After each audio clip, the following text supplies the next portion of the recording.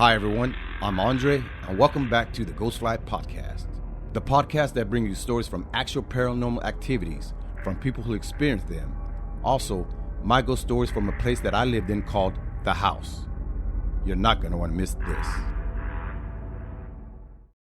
In this episode, I am talking to my daughter about something that happened to her. I was going to ask her questions, but as soon as she started up with the story, I was like, wow, what a good storyteller, you know? I mean, it was great. So I didn't want to interrupt her. And she's telling me about a story that she had an interaction with her stepmother, Carla. And, well, I'm not going to tell you everything, but you guys got to check it out. Here we go. It was scary. Like, I was home alone. Who was I? It wasn't even who was I talking to. It was more about what did I just speak to? What was that? Why did it just stand there and stare at me? So I had just gotten home from school. It was like springtime, and it's just like, okay, I want to go hang out with my friends. And I believe I had asked like the day before, like, hey, can I go to one of my friends' house? And you guys were fine. It was just like, okay, well, make sure you get your chores done. And I had to do dishes that day, so we had a good amount of dishes. Getting home, I put my stuff away, make my way through the front living room and into the kitchen, and basically just start prepping. So I'm like filling up our like water basin thing. Yep. And I was like, okay, this is going to take a while. So I get the house phone. I decide like, I'm just going to call one of my friends and just kind of like help pass by time. So I get back into the kitchen, and remember, like, our kitchen, it was basically like where the sink was, it faced a wall, like heading north, you faced the wall. So you didn't really have good like visual of your surroundings behind you. So I'm standing there, get started on the dishes, and I basically have the phone on my left shoulder, on my left ear. And you know how you kind of like pin it in while you're doing the, using your hands. So I'm doing the dishes and I have it pinned in between so I don't drop it in the sink or anything. And I don't remember hearing anything. Like, I didn't hear a car park. I didn't hear the front door. I didn't hear anything. I mean, being on the phone, I was probably pretty preoccupied. I'm not being too aware of my surroundings, but doing the dishes, like, before I knew it was just like she was there. So the way that I was facing, I'm doing the dishes. Again, I'm facing like the north side of the wall, the wall. But to my left is where Carla was standing.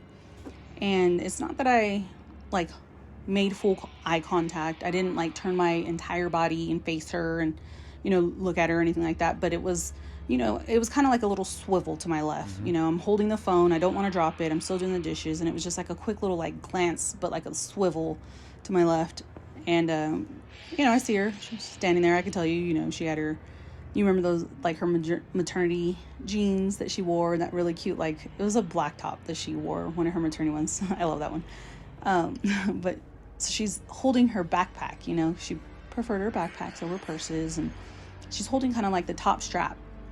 And I want to say it was with her right hand. Yeah, it was the right hand. So she's standing there. I think she had sandals on. But she has those jeans and her shirt, and she's holding her backpack, and, she is faced towards me. So when, I did, you do the little swivel a couple times, just, you could see, but I don't want to look up and drop the phone or anything. So I'm like, oh, hey, Carla, like, I'm doing the dishes, and when I'm done, like, I'm going to head out, is that still okay? It's going to be a while, but I'm almost done. And, she's standing there again, she's not saying anything. And she just kind of like makes that quick right turn, to your guys' bedroom, So it's like she was standing in the doorway of the front living room to the kitchen, which is where I'm at. And then like that hard right where that door frame is, you guys had like, I think it was like 2 or 3 steps down, and that's where your guys' bedroom was.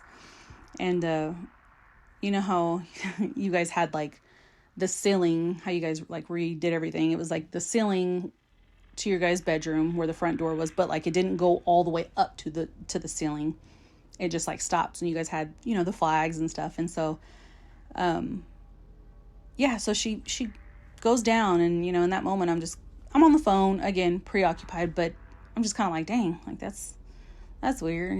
She didn't even like say anything to me, nothing, like, no, hey Bianca, it's fine, just make sure you get the dishes, nothing, and Wow. I'm just kind of like justifying actions, right? I'm like, okay, she's pregnant, I seen her belly. She's probably not feeling good or tired, or, she had like her migraines and stuff. And so just like, okay, that's fine. So she goes down. I finish up the dishes. I go put the house phone away. I go into my room.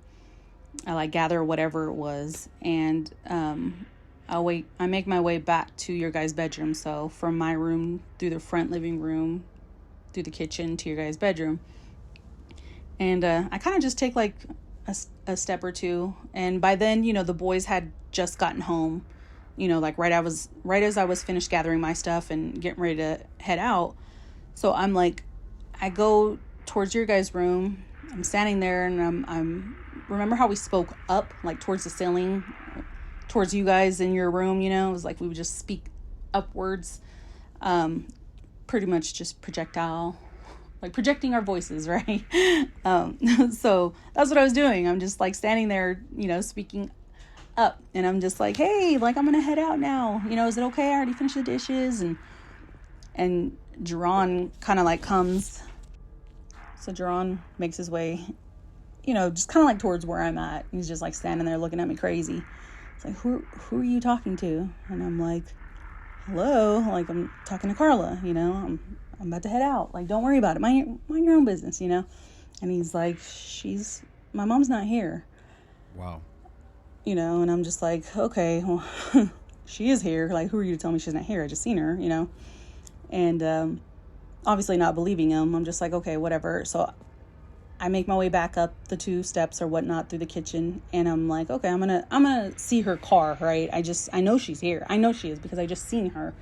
So I go to the front window. Obviously, our window is pretty big in that front living room, and you can see into the front yard and our driveway. And it was just like chills. I was like lost for words. Like, I didn't know how to feel. I just know I was scared, right? So I look out the window, and there's no vehicles there. Not yours, Dad. Not Carla's. Like, there's nothing. It's just an empty driveway. And like, I didn't know how to feel. Like, I was just like lost because I seen Carla. I spoke to Carla, right? Like, I wasn't just having a conversation on the phone with someone pausing to speak to nothing. Like, obviously she was just there. I just seen her. I could tell you what she was wearing, It made a little more sense. Like, okay, there's no cars. They're saying she's not there. I'm realizing, okay, I guess the bedroom door, you guys did, you guys kept it open, or it was cracked or whatever, but it was never just like fully shut. And it was shut. No lights were on, but I'm thinking, okay, maybe she did have a headache, or maybe she was just going to take a nap. I'm justifying the things that were different, the not so normal things that were happening. And it was scary. Like, I was home alone. Who was I? It wasn't even who was I talking to, because it wasn't Carla. It was more of a, what did I just speak to? What was that?